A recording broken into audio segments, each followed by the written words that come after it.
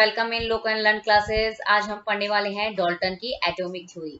अभी तक हमने क्या पढ़ा है कि लॉ ऑफ केमिकल कॉम्बिनेशंस के बारे में पढ़ा था।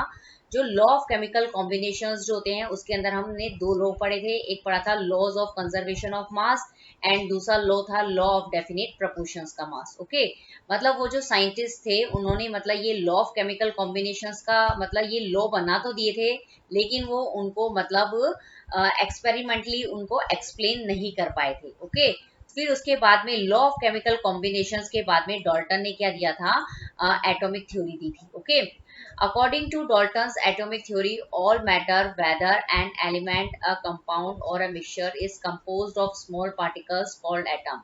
जो डाल्टन की जो एटॉमिक थ्योरी थी उनके उसके अकॉर्डिंग क्या होता है कि जो मैटर्स जो होता है मतलब जो मैटर्स जो है वो क्या होते हैं, बहुत ही स्मॉल पार्टिकल से क्या होता है मिलकर बनता है। ओके, और ये जो स्मॉल पार्टिकल्स जो होते हैं उसको हम क्या कहते हैं, एटम कहते हैं। क्लियर।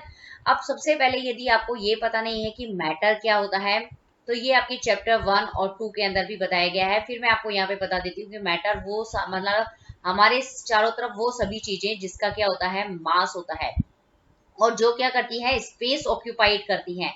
ओके, उसको हम मैटर कहते हैं। और जो मैटर्स जो होते हैं वो कौन से फॉर्म में हो सकते हैं, एलिमेंट फॉर्म में हो सकते हैं, कंपाउंड फॉर्म में हो सकते हैं और मिक्सचर फॉर्म में हो सकते हैं।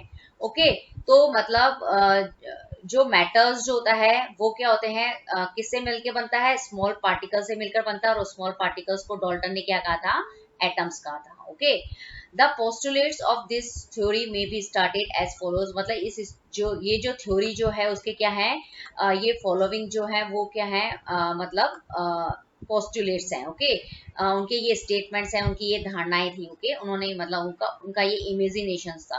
आप इसे ऐसे समझ लीजिए। इसका फर्स्ट पोस्टुलेट ये था डाल्टन एटॉमिक थ्योरी का कि all matter is made of very tiny particles called atom. मतलब सभी मतलब जो मैटर्स जो होते हैं, ओके, वो क्या होते हैं, टाइनी पार्टिकल्स, बहुत ही टाइनी पार्टिकल्स से मिलकर बनते हैं। उनको हम क्या कहते हैं, एटम्स कहते हैं। ये मतलब पार्टिकल्स जो होते हैं वो इतने टाइनी होते हैं कि इनको हम अपनी नेकेड आई से नहीं देख सकते हैं। इनके लिए बहुत ही हाई मैग्नीफाइंग माइक्रोस्कोप की क्या होती है, जरूरत होती है। हमें सिर्फ यहाँ पे ये ध्यान रखना है कि इसका फर्स्ट पोस्टुलेट क्या था, ये जो मतलब सारे मैटर्स जो होते हैं वो बहुत ही टाइनी पार्टिकल से मिलकर बनते हैं, उनको हम एटम्स कहते हैं। क्लियर।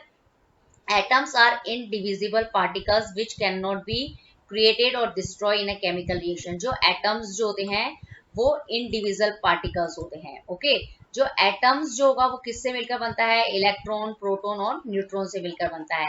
तो atoms जो होंगे उसको मतलब ये उन्होंने कहा था कि किसी भी केमिकल रिएक्शन के अंदर हम किसी भी एटम को है और ज्यादा ब्रेक नहीं कर सकते हैं। उनका कहने का मतलब था कि एटम्स के अंदर जो प्रोटॉन, इलेक्ट्रॉन और न्यूट्रॉन है उन तीनों को हम क्या कर सकते हैं, एक दूसरे से सेपरेट नहीं कर सकते हैं। ओके, उन्होंने ये बताया था।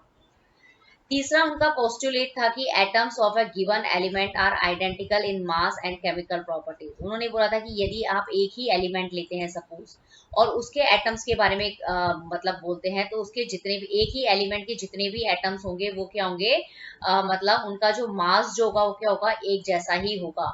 और उनकी जो केमिकल प्रॉपर्टीज जो होगी वो भी क्या होगी, एक जैसी होगी। सपोज यहाँ पे आपने क्या लिए, सारे के एक एलिमेंट लिया है hydrogen.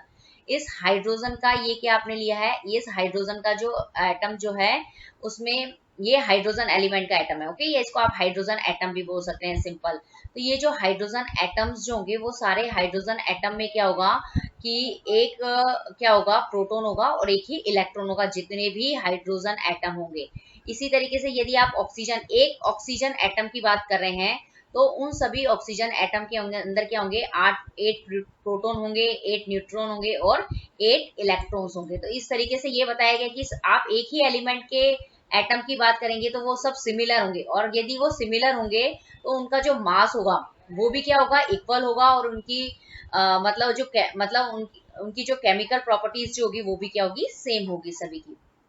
Okay, atoms of different elements have different masses and chemical properties. यदि आप क्या लेते हैं, डिफरेंट एलिमेंट्स लेते हैं, आपने क्या लिया है यहाँ पे, एक हाइड्रोजन एलिमेंट की बात करेंगे आप यहाँ पे, फिर आप ऑक्सीजन एटम की बात करेंगे। डिफरेंट एलिमेंट का मतलब ये हो गया। और ये अगर आप दो डिफरेंट एलिमेंट ले रहे हैं तो जो उनके एटम्स जो होंगे उनका मास भी क्या होता है, डिफरेंट होता है, और उनकी जो केमिकल प्रॉपर्टीज जो होगी वो भी डिफरेंट होगी। ये एकदम फैक्ट है।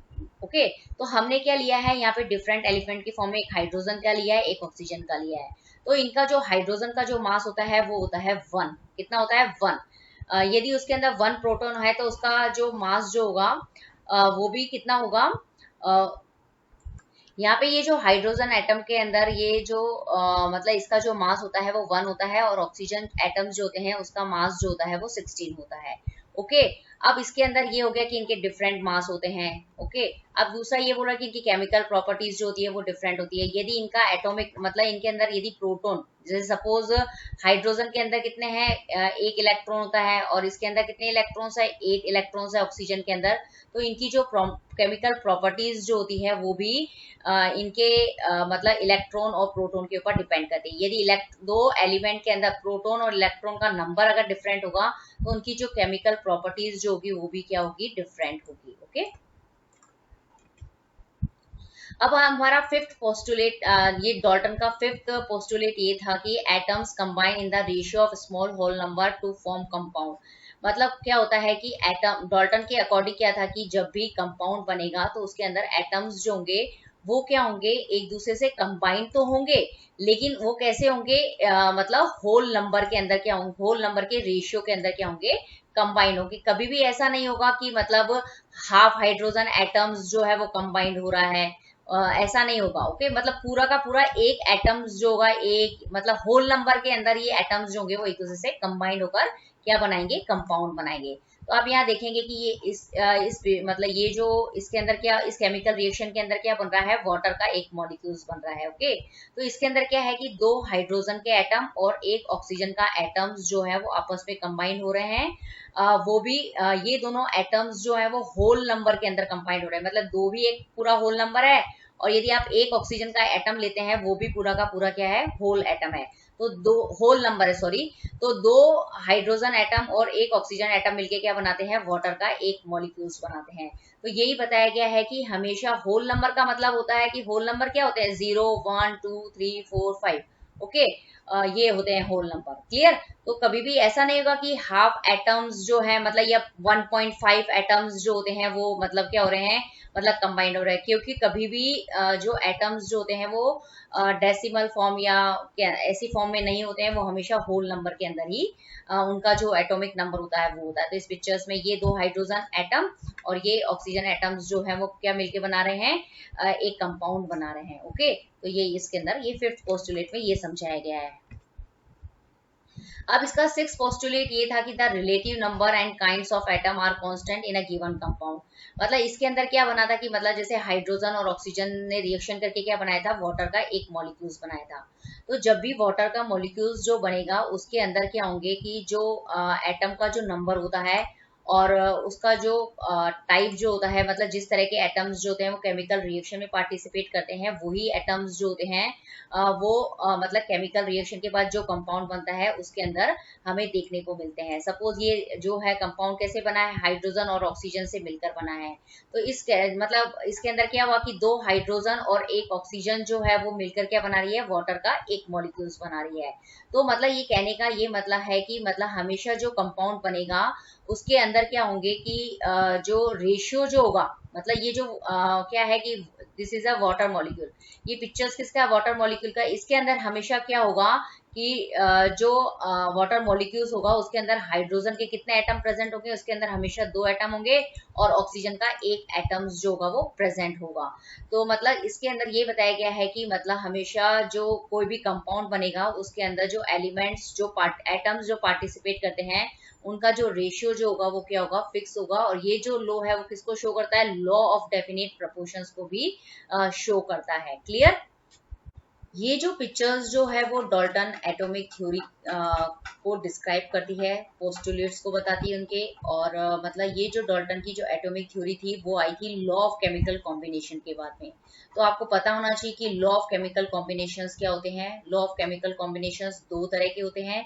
पहला था कि पहला रूल उसका ये था कि लॉ ऑफ कंजर्वेशन ऑफ मास, और दूसरा था रूल था लॉ ऑफ डेफिनेट प्रोपोर्शंस का रूल। ओके, तो जो डाल्टन की जो एटॉमिक थ्योरी आई थी वो लॉ ऑफ केमिकल कॉम्बिनेशन के बाद में आई थी, और उनके जो पोस्टुलेट्स थे उन्होंने क्या किए थे, लॉ ऑफ केमिकल कॉम्बिनेशंस के जो दोनों रूल थे उनको क्या किया था, एक्सप्लेन किया था। तो अब हम समझते हैं किस तरीके से। तो सबसे पहले जो पहला उन्होंने समझाया था कि लॉ ऑफ कंजर्वेशन ऑफ मास को मतलब एक्सप्लेन किया था। उन्होंने बोला था लॉ ऑफ कंजर्वेशन ऑफ मास क्या होता है, उसके अंदर क्या होता है कि हमेशा जब भी कोई केमिकल रिएक्शंस होती है तो जो रिएक्टेंट का जो मास होता है वो हमेशा क्या होता है, प्रोडक्ट के मास के बराबर होता है। अब सबसे पहले रिएक्टेंट क्या होते हैं, मतलब जो केमिकल रिएक्शन के अंदर पार्टिसिपेट करते हैं उनको रिएक्टेंट कहते हैं, और जो केमिकल रिएक्शन के बाद में जो बनता है उसको हम क्या कहते हैं, प्रोडक्ट कहते हैं। तो ये दोनों क्या है, रिएक्टेंट है, और ये क्या है, प्रोडक्ट है। ओके, तो सबसे पहले हम देखते हैं कि लॉ ऑफ कंजर्वेशन ऑफ मास को। तो यहाँ पे हमने लिया है ऑक्सीजन का एटम, तो उसका मास होता है 16, और यहाँ पे 2 हाइड्रोजन एटम्स जो होते हैं मतलब उसका मतलब जो है मास कितना हो गया, 2। एक हाइड्रोजन एटम का होता है 1, और 2 आपने लिए तो उसका हो जाएगा 2। ओके, अब ये दोनों रिएक्टेंट है, तो रिएक्टेंट और मतलब ये जो वाटर मॉलिक्यूल्स बन गए हैं तो इसका मास कितना है, 18। तो ये जो दोनों चीज जो है, मतलब ये दोनों क्या कर रहे हैं, केमिकल रिएक्शन के अंदर पार्टिसिपेट कर रहे हैं, तो ये को हमने कहा रिएक्टेंट। तो रिएक्टेंट का मास कितना हो गया, 16 + 2 18, और जो प्रोडक्ट बना है वाटर मॉलिक्यूल उसका मास कितना है, 18। तो जो लॉ ऑफ कंजर्वेशन ऑफ मास था उसके अंदर ये था कि जो रिएक्टेंट का जो टोटल मास होगा वो प्रोडक्ट के मास के बराबर होगा।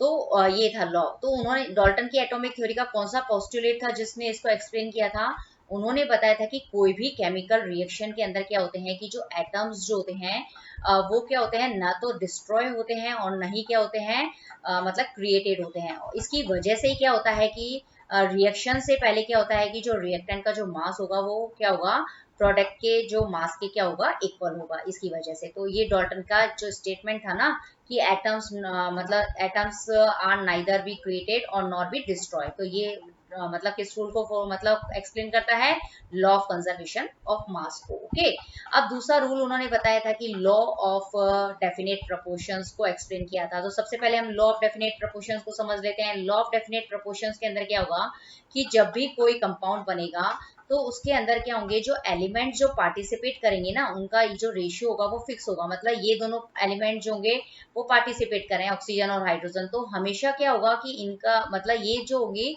मतलब एक ऑक्सीजन जो होगी वो 2 हाइड्रोजन एटम से मिलकर क्या बनाएगी, वाटर का एक मॉलिक्यूल ही बनाएगी। तो ये लॉ होता है लॉ ऑफ डेफिनेट प्रोपोर्शंस का। तो डाल्टन की जो एटॉमिक थ्योरी थी उसका कौन सा पोस्टुलेट था जिन्होंने इस रूल को बताया था, कि उन्होंने बोला था कि जो भी कंपाउंड बनता है उसके अंदर जो एलिमेंट्स जो होते हैं, नंबर ऑफ एटम्स और जो नंबर ऑफ एटम्स और जो टाइप्स ऑफ एटम्स जो होते हैं वो हमेशा क्या होते हैं, केमिकल रिएक्शन के अंदर जो पार्टिसिपेट करते हैं उन्हीं के क्या होते हैं, इक्वल होते हैं। ये था डाल्टन का पोस्टुलेट। तो मतलब इस तरीके से हमने देखा है कि जो डाल्टन की जो एटॉमिक थ्योरी होती है वो लॉ ऑफ कंजर्वेशन ऑफ मास को भी बताती है और लॉ ऑफ डेफिनेट प्रोपोर्शंस को भी बताती है। तो ये जो था इनका जो एटॉमिक थ्योरी थी वो मतलब लॉ ऑफ केमिकल कॉम्बिनेशंस को क्या कर पाई थी, एक्सप्लेन कर पाई थी अपने 2 पोस्टुलेट से। ये बहुत ही एक इम्पोर्टेंट टॉपिक है, इसके क्वेश्चंस भी आपको यहाँ पे आते हैं। तो आप इस कंसेप्ट को अच्छे से लर्न कर लीजिए। ओके, यदि आपको ये इस वीडियो के अंदर कोई भी क्वेरी हो तो आप मुझसे कमेंट सेक्शन में पूछ सकते हैं, और यदि आपको ये लुक एंड लर्न क्लासेस के वीडियोस पसंद आ रहे हैं तो लुक एंड लर्न क्लासेस को सब्सक्राइब, शेयर एंड लाइक जरूर कीजिए, और लेटेस्ट अपडेट के लिए नोटिफिकेशन बेल को हिट करना ना भूलें। Thank you very much.